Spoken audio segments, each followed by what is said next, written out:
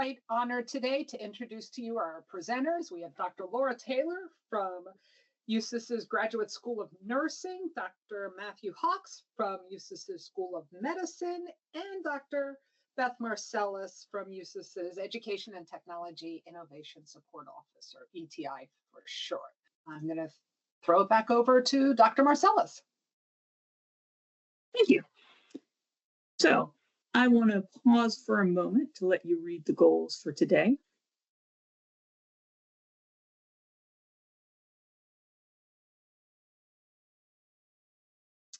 And now, as you can see from these goals, today's session is going to focus really on strategies and techniques for using polling. We don't want to talk about specific polling software because different people are going to have different tools available to them, and we don't really want to try and tell you how to use them.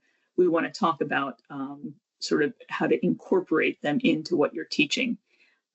What you'll want to do if you want to try and use polling is talk to your information technology organization at your institution, wherever you're teaching, and find out from them what tools you have available to you. That's how you'll know what to use. And then you should be able to find some information either from the software vendor or online.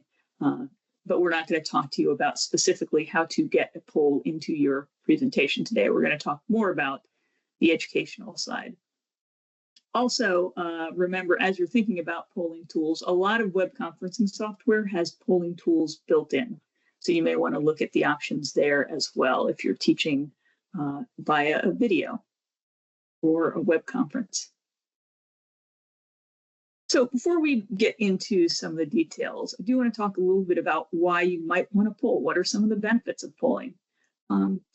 So we know that there's many topics in the world of health education that do benefit from direct instruction. Students do learn by active learning, but sometimes you've got to give them information before they can get to that point. So lecturing is certainly an important part of health professions education. But we also know from research that learners only have a very limited attention span. So you really do need to think about how you're going to keep your learners actively involved in the learning as you go along, even if you have a lot of information to impart to them. So polling, asking them questions during the presentation, is one way to help them keep their attention focused on the information so they're processing as you go.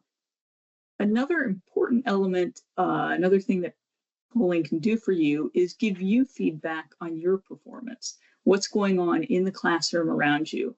And we all know you can learn something in the class, a lot in the classroom, just from looking at the learners. So you do get a lot of feedback that way, but you can get some additional feedback from the actual polling by asking specific questions. So we will talk a little bit more about that later in the presentation. And also, polling has been shown to improve learning outcomes. There's been some research on the use of polling specifically in health education, health professions education. A lot of what we've seen is coming from a 2019 review of over 120 research articles. And they found that there is some at least short-term gain in getting learners actively engaged in the learning. They do have better outcomes in the short term. Longer term, it's a little more mixed, but certainly as your students are learning in the early stages, you're doing some direct instruction, lecturing to them, this can really help them learn the material and perform better on the assessments. With that, I will hand off to Dr. Hawks. So I'm Dr. Hawks. I work in the family medicine department at USU and work in curriculum in a couple of different areas. And today we're going to talk a little bit more. Well, I'm going to talk about the broader picture. So we're going to look at the 14,000 foot view. And why I say 14,000 feet, this is on top of Mount Bierstadt in Colorado. Got a chance to go up there this summer and take a look at the beautiful view and the mountain line out in the distance. And as we think about polling, I think it's important for us to take a look at that broader view as we try to understand how the poll we're using fits into what we're trying to accomplish with our overall educational goals. So 3 key considerations I want you to think about. Students are over-surveyed. when we look, we need to use that bigger picture to guide our polling, and that when we do poll, we need to poll with a purpose.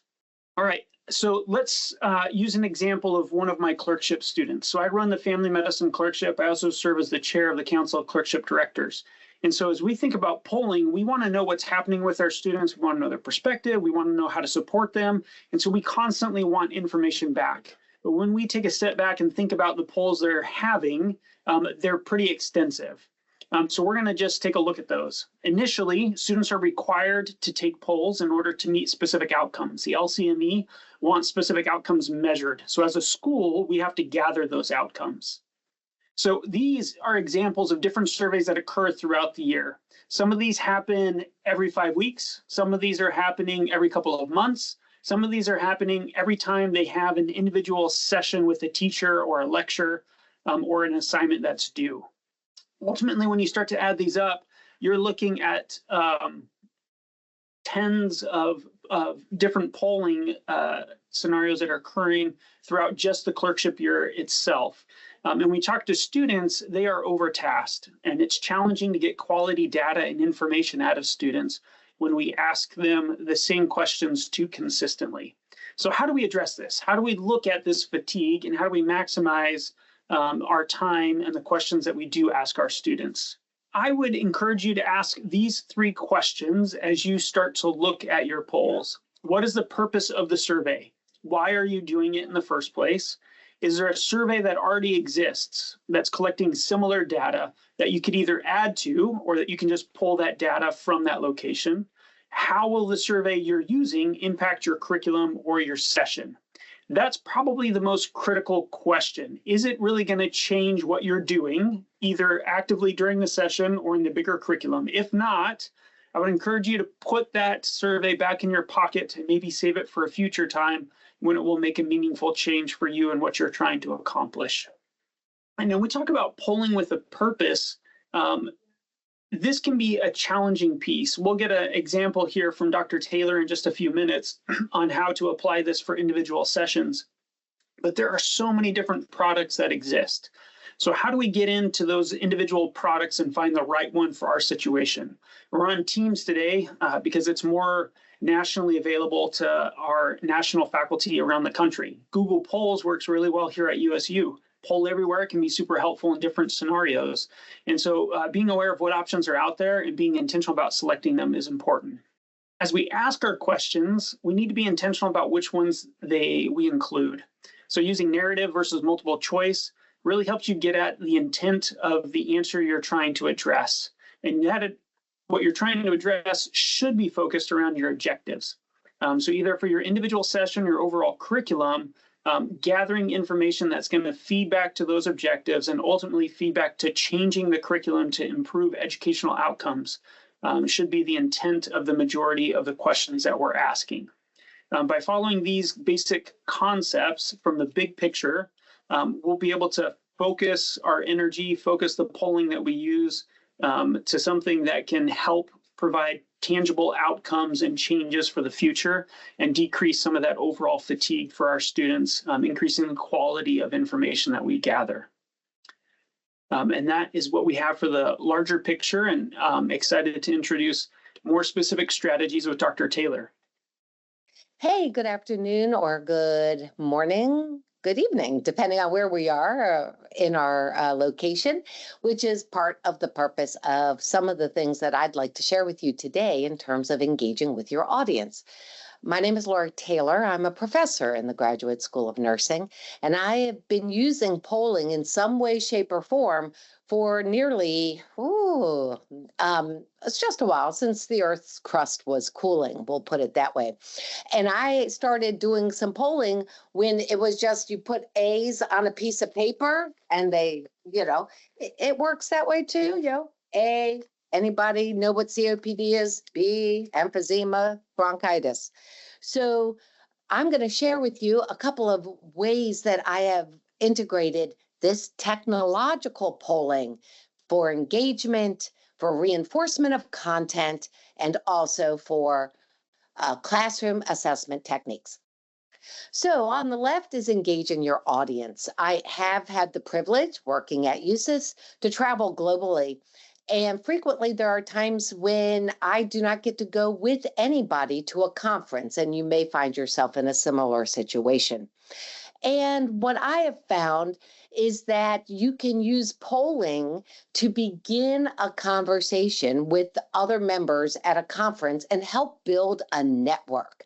On top of that, if anybody has presented at a conference, many of our audience is on their phone half the time that you're presenting. So why not engage them at the core? So we're going to talk about engaging. We're going to look at the muddiest points. And when I give a presentation, to Dr. Hawk's point, you want to make sure that your presentation is hitting the mark and offering quality intel and covering the points that the audience is there to listen for. So I use polling to help clarify any points that might still be a little bit murky to the audience, and or where was I exceptionally clear? And in terms of cool cats or classroom assessment techniques, I do like to close out a presentation or even a classroom presentation with a fun question that does a bit of a flipped classroom, and yet it lets me know as the presenter that I have hit the mark with my content. This is an interactive way using our poll software to help showcase on the map. I do some international transplant work, and it's really fun to see what nurses are coming from around the country. What we do here with this particular mechanism is an engaging way for folks to see where else are other folks from, and if there's a little cluster. So we have transplant centers that are deep in Houston, University of Michigan, the Carolinas, but of course Baltimore and Boston. And when you see those clusters, it tends to then allow folks to move and talk with each other. And then they see each other through the conference, they are able to stop and network. As you know, hospitals are frequently limiting conference participants. And so you frequently go by yourself. You don't get to team up. This is a way to help engage your audience, to build a team, to meet people, and create a network that they perhaps didn't anticipate when they came to town. This particular question is to help the presenter make sure, to Dr. Hawk's point, that you're covering the content that the curriculum or the presentation and objectives say you were going to cover. And you can tag content that you offered and make sure that the communication came through. For here are some of the important considerations when selecting a conference or training. In the setting I happen to be going to, it happens to be the global interprofessional educational rules that actually the World Health Organization puts into place for transplant. There's also information about the mass global training that occurs. And if this continues, if I throw this question out in the middle of my presentation, and folks are still not clear on what perhaps those global restrictions are, or why they should not guide their staff to attend a particular training, some of this information can be more clear.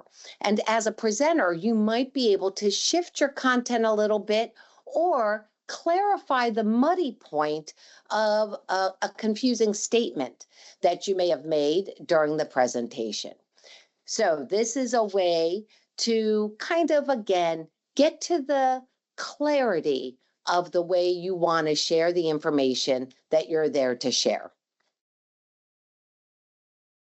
Now, many of us have been in class or at a conference and presenting, and we've also had that awkward moment at the end of your 15 minutes where the moderator says, does anybody have any questions? And everybody's on their phone.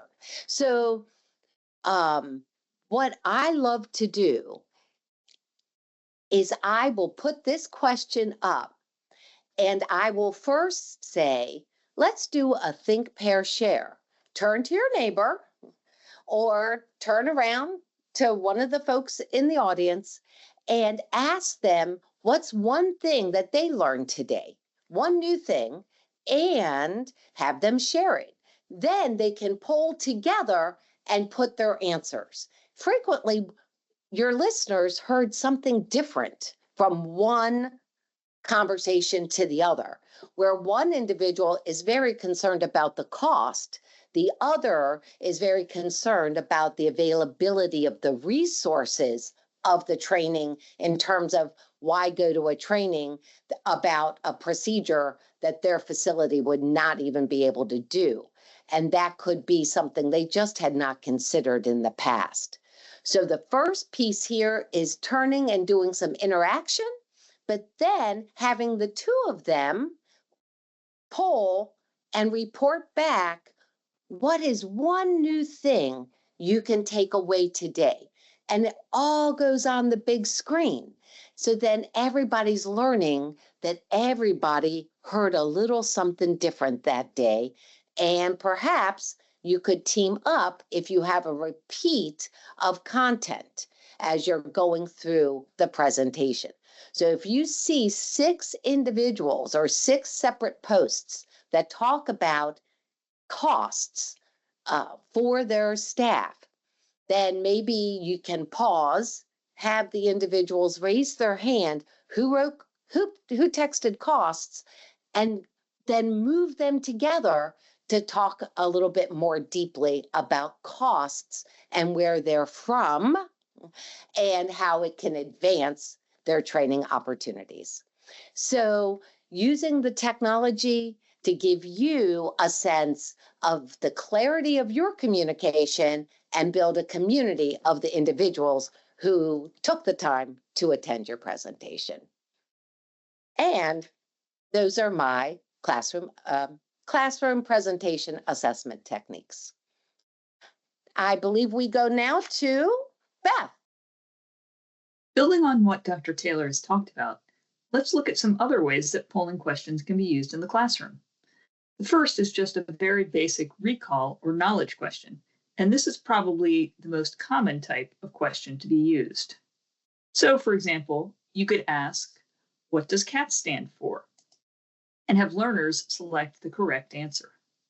These types of questions are often used to see if students did the reading, remember important points from prior classes, or have memorized key facts.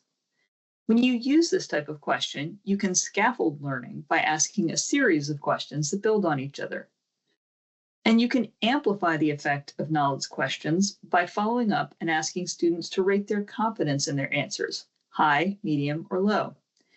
This can help you know whether students really understood the concept or just got lucky or went with the flow.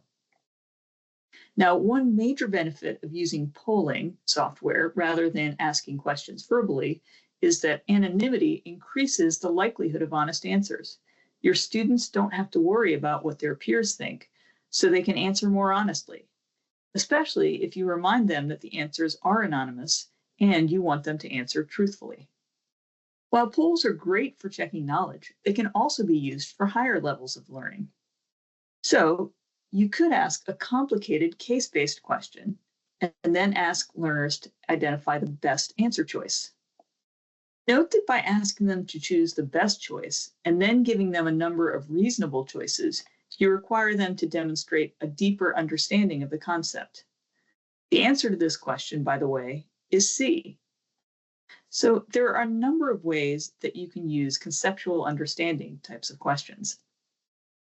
You can use them to engage students in critical thinking via complex questions, such as by posting a few different explanations of a concept and asking them to choose the best one. This can really be a good way to explore student misconceptions as well. If you know the types of misconceptions students tend to have, you can use those in creating your answer choices. and then the discussion after the poll can help clear those up. You can also use these for questions for application, as in the question I just showed you. These types of questions require the students to make a decision based on a number of criteria. And this can help your students start to connect their knowledge to real-world situations. And finally, you can use them to engage students in analysis and analyzing relationships among multiple concepts, or to make evaluations based on particular criteria. These types of questions can have multiple correct answers. And the point for you is to have the students explore the rationale for their answer. Now, as you can see from the way I've been describing them, these conceptual understanding questions can be particularly useful for launching collaboration and peer instruction in the classroom, either virtual or face-to-face. Now, you can do this in a couple of ways. One way is to have students collaborate before answering. You can put them in groups so that they discuss possible answers and rationales with each other and then submit their response. And then you can have a wider class discussion where you ask students who selected each answer to explain their response. Another way is to have students collaborate after answering the question. You can then group students with others who answered the same thing and have them come up with the best rationale and then present that to the class. You can even give learners a second chance to respond after hearing the explanations and see if their answers change. You can use polling questions as well to help students get to know each other, using them as icebreakers where people share something about themselves, such as the question Dr. Taylor showed you earlier when she asked participants to identify their locations on a map. You can also use polls to get into discussions of current events or controversies by having learners share their opinions. You would probably want to do this anonymously, at least initially, but letting them share their ideas through a poll can lead to productive discussions afterwards. You can also use polling questions to check on the classroom climate. Just see how people are feeling that day so you know what to expect or what approach would be best to take. I want to take some time now to talk about some of the considerations when you start to use polling in the classroom. First, polling or student classroom response software does allow you to engage students in a variety of ways, but it also entails a reliance on technology. As you know, if your lesson relies on technology, it's crucial to have a backup plan. While most students will have a device they can use, you will want to be sure to give them both phone and computer-based options. And think about how asking them to use phones or computers to participate can be a distraction and cause them to lose focus on the lesson. Also, although you may think you are safe because you teach on a campus that has stable internet access and so technology won't be a problem for you, think about what you'll do if the Wi-Fi is down or if bandwidth is insufficient, or if you're giving a guest lecture and cannot get internet access, or if you're at a location that has some of your tools blocked, but you don't know that in advance. So it's always good to think about having a backup plan if your lesson does rely on polling to get some of the points across and to help learners really engage with the material. So there are a number of ways you can conduct polls without the use of technology. These can be helpful to consider as backup plans, or they can also be possibilities for just getting started with polling if you don't want to try to integrate that type of technology into your teaching. For example, in an online meeting, you can just have people type responses into the chat. Of course, you do lose the benefit of anonymity if you do that. In the classroom, you can have people raise their hands, or for more anonymity, they can just hold their fingers up in front of their body and shield them so others can't see. Now that depends obviously on the layout of the classroom. You could also have students write answers on a piece of paper and hold it up or hand it to you. Or they could put Post-it notes on a whiteboard or a wall. So also recognize that using these types of questions will cause you to restructure your class time, and you may lose some lecture time. Active learning is beneficial, but it can take longer than direct instruction. Make sure you plan your time in the class so that you can cover your main points and that your polling questions align with those main points. Also recognize that the setup and use of audience response systems does take some time, as does making sure the students know how to use them. And while it can be an enriching experience when you use polling questions to launch collaboration, remember that that too takes time. So you have to break students up, have them collaborate, and then debrief the group on their collaboration. So again, the tool is useful, but you want to make sure you plan your class time well in advance so that you can use it most effectively and get all the points that you want to get. And finally, incorporating polling questions can take more prep time for you as well. First, you'll need to find out what tools are available for you at your institution. If you're using classroom response systems or polling that's built into video conferencing software, you'll want to be sure that you know how to use it. You may be able to integrate questions directly into your slides, but it will take time to learn how to do that properly. And as I just mentioned, you'll need to take some time to restructure your lessons or lesson plans to use questions effectively and determine what types of questions to use. Plus, you'll need to build them, and don't forget to test them in the classroom environment, both your end and the student end. So now let's talk a little bit more about building questions.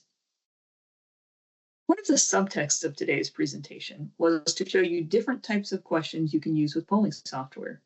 I want to go through them briefly here so that you know what to look for if you're looking at polling software or audience response systems. I'll also talk about some considerations for each question type. So first off, many of the questions you saw today were basic multiple choice or yes/no questions. These are quite common for recall or knowledge questions, but as you recall from earlier, they can be used for critical thinking and classroom climate questions as well. And you can also build yes/no questions or true/false questions with this question type. When you're thinking about using these, one important consideration is whether you want to show the student responses as they come in or only after all students have answered. For knowledge checks or recall, you may want to give them a time limit and wait until all students have answered until you show the responses so they don't get clues from others. Many audience response systems do have timers built in to make this easier to do. Now, for critical thinking or classroom climate type questions, that is less of a concern. So you may be able to just let the students see the responses as they come in. Now, Dr. Taylor had a map people could click on. This is a hotspot or a clickable image question. These can be useful if you want to have people find the abnormality in a radiological image or identify a part of the anatomy. So there's a lot of ways these can be useful in health professions education. Now, if you do use these, you want to make sure the image is going to be clear enough for the whole group to see, and also recognize that you're likely to have a lot of clicks around the correct answer. Here too, you may want to hold off on showing the responses until everybody has answered. Dr. Taylor also had some short answer questions. These can be useful for critical thinking questions or questions where answers are likely to have some variety. But you do want to be careful because responses can fill the screen quickly and become hard to work with. Here you can see there's just a few answers, but if you got more, you see the little see more here, you would have to keep scrolling, and those can be a little more difficult to work with. Another type of questions that many audience response systems and polling systems have available is word cloud. And these can be a lot of fun to use, especially when you do let the students see the answers as they come in and you see this sort of cloud building, and they allow you to see the magnitude of certain types of responses or to identify key themes as the students answer your question. But one important consideration is that you want to make sure you know how the display works so that you're not surprised by it. And one crucial element is whether it's possible to have answers of more than one word. And if it is, if there's something special students need to do to keep those words together in the response. So this word cloud, everything looks like it's pretty much one word. But for example, if you used something like school book, which you see at the bottom, and you wrote it as two words, it might in some, if the polling software doesn't allow you to do it, that would show up as two different responses. So it wouldn't give the same, your same view of the magnitude of the responses. So do keep that in mind if you're trying to use a word cloud. So I've just gone over 4 question types that are very common among polling software. There are many others, but this should get you started if you're looking for features in polling or audience response software. So as I wrap up, I'd like to share the references cited in this video. Feel free to pause the video for a closer look. And finally, I'll close by reminding you of what we did today. Again, feel free to pause the video if you'd like to review these. Thank you for your time and happy polling.